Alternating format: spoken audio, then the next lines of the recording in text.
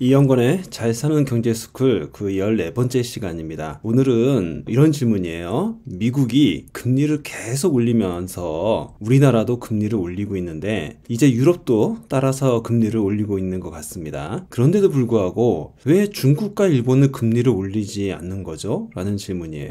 이분은 아주 요즘 경제에 대해서 관심이 아주 많으신 것 같습니다. 이런 부분도 잘 알고 계시네요. 아주 중요한 부분을 지적하셨어요. 미국이 이렇게 자이언트 스텝, 빅스텝으로 금리를 계속 올리는데요. 그 이유가 뭘까요? 한번 생각해 보셨나요? 미국이 어떻게 보면 나만 잘 살면 돼 이런 마음으로 지금 금리를 막 올리는 부분입니다. 왜냐면요, 미국은 지금 코로나 팬데믹 이후에 경기는 어느 정도 회복이 됐습니다. 다른 나라는 아직 경기가 회복이 안 된 나라가 많아요. 그런데도 불구하고 미국은 경기가 회복이 됐기 때문에 이제는 뭐만 잡으면 돼? 물가만 잡으면 된다라는 거죠. 그래서 금리를 마구마구 올리는 겁니다. 다른 나라야 어떻게 됐던 간에 일단 미국은 우리나라는 경기 되찾았어. 그러니 물가만 잡으면 우리나라는 땡이야. 그런 마음으로 지금 금리를 마구마구 올리는 겁니다. 그래서 미처 준비가 안 된 경기가 받쳐주지 않는 나라들은 아직까지 금리를 올리면 경기 활성화가 안 되거든요. 지금 불황을 용인해주고 금리를 올리는 개념입니다. 불황이 되던 말던 일단 물가를 잡아야 되겠다. 그게 미국의 입장이에요. 그런데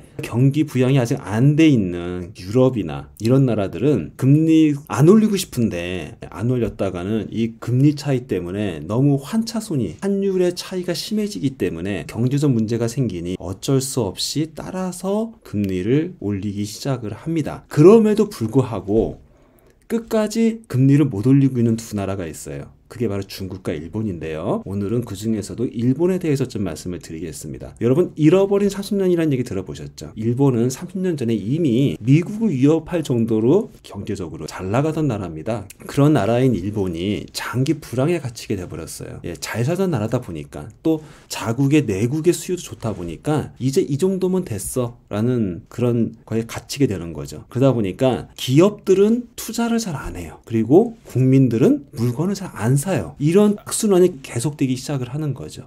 그러다 보니 일본은 어쩔 수 없이 금리를 내리다 못해 이제 마이너스 금리거든요. 은행에 넣어놓으면 이자가 붙는 게 아니라 오히려 돈이 깎여나가는 그런 마이너스 금리의 나라가 일본입니다. 그렇게 해서라도 돈을 쓰게 만드는 거예요. 왜?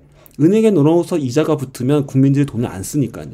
어떻게든지 돈을 쓰게 하려고 금리를 계속 낮추는 정책을 쓰고 있는 거예요. 지금 상황은 미국이 금리를 올리니까 일본이 금리를 올려? 그럴 수 없는 이유가 또 한 가지가 있습니다. 일본은요, 전 세계에 두 번째 가는 부채 국가입니다. 빚이 많아요. 근데 금리를 올려보세요. 파산하게 되겠죠. 기업들이 파산하게 되면 어떻게 돼요? 나라가 망해버리겠죠. 그래서 일본은 어쩔 수 없이 금리를 올릴 수 없습니다. 또한 일본은 세계에서 두 번째로 외화 보유액이 많은 나라. 그래서 여차하면 금리를 올리지 않는 대신 갖고 있던 미국의 채권을 팔아버리면 됩니다. 외화를 자꾸 미국으로 보내는 거예요. 이런 방식으로 대안이 있기에 일본은 금리를 올릴 수가 없는 나라입니다. 그래서 요즘 자꾸 일본이 금리를 안 올리고 대신 미국의 부채를 상환하다 보니 오히려 미국의 채권이 아주 위험해지는 상황이 되고 있어요. 그래서 미국도 더 이상은 금리를 그렇게 급속도로 올릴 수 없다라는 그런 의견이 올라오고 있습니다. 내년에는 이런 빅스텝, 자이언트 스텝의 금리 인상은 더 이상 없을 것이다. 단 완만한 금리 인상이 이어질 것이라는 전망이 우세합니다. 모든 나라가 똑같지는 않다라는 거예요. 다 자국의 경제 입장에 따라서 여러 가지 방법으로 서로 자구책을 찾고 있다는 거죠. 다음 시간에 더 자세한 내용으로 찾아뵙도록 하겠습니다.